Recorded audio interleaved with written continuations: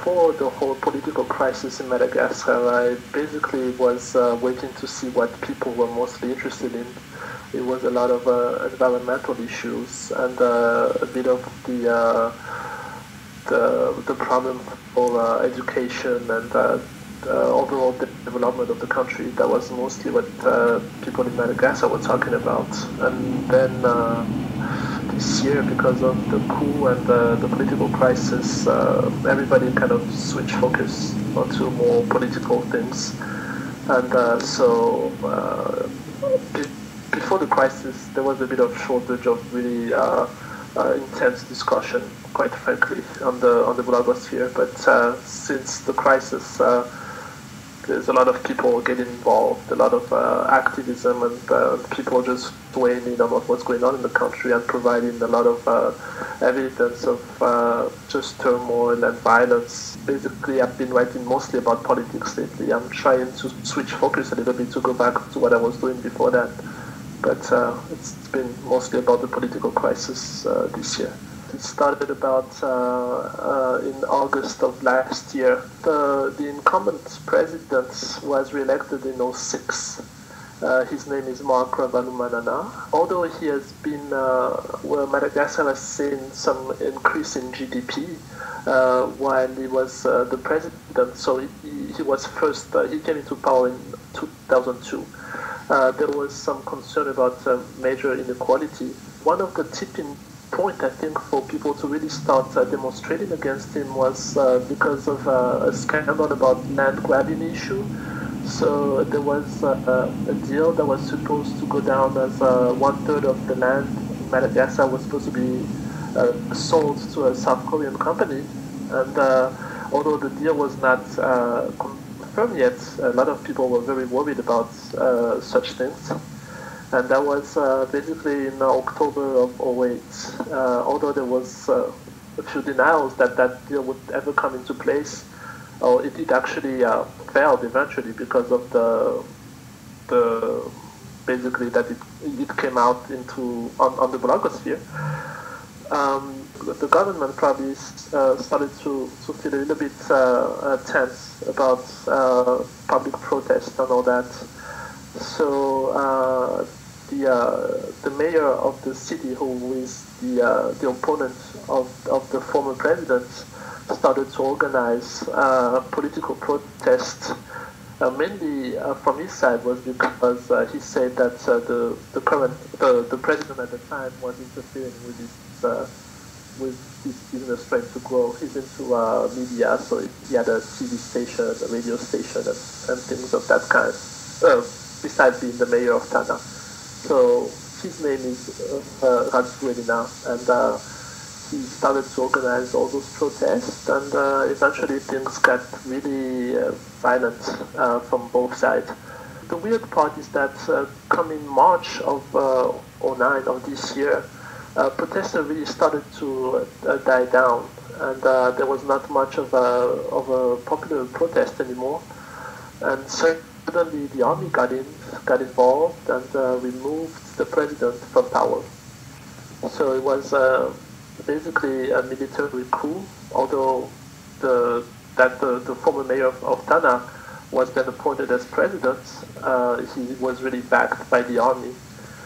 And he's been in power since then, but he's having a hard time trying to create some kind of government because there's still a lot of support in the population for the former president, and basically the current one is not elected. He has no legitimacy whatsoever.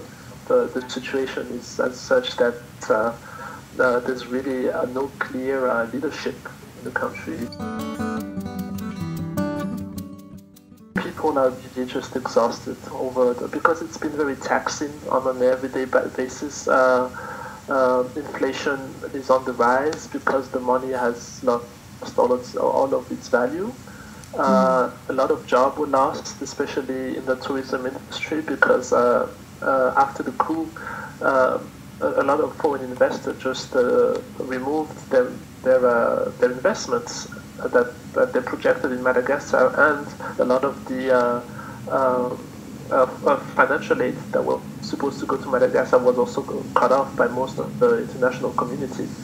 So the population has been taxed quite a bit as far as employment and just basic cost of living. They really basically do not care who's in charge. They just want to be able to keep on going with their lives.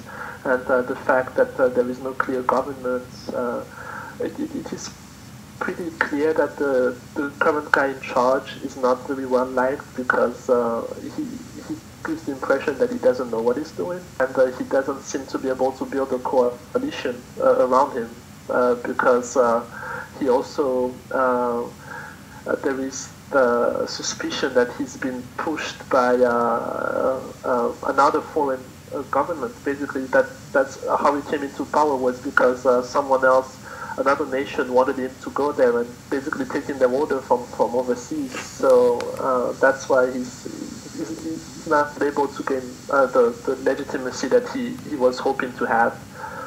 So that's where it is right now. The one glaring point, I think, right now that concerns the international agencies is the ecological disaster that is happening. The former president had a lot of bad things, made a lot of bad decisions, but one thing that he did, that he had quite right, was the emphasis on protecting the biodiversity of Madagascar, which is quite phenomenal. I mean, there's a lot of species in Madagascar that do not exist anywhere else. So he recognized that there was something that was to be protected. So he encouraged a lot of people to work on that from outside and from within. And since he was gone, there is a lack of funding, and because of the strain financially, a lot of people are just now, there is illegal export of animals and illegal precious woods being exported without any regulation. So, and that, obviously from a human point of view, you cannot really, the government cannot really, whatever government there is right now, cannot really focus on that just yet, because there is such a strain on the people. But the environment is really being destroyed almost in front of everyone. But you cannot really blame anyone in particular, but it's just a fact. So I think a lot of conservation organizations are trying to alert, and I think they're doing a pretty good job, but I'm not really sure how they can do how they can put into effect any major policies if no one is really in charge.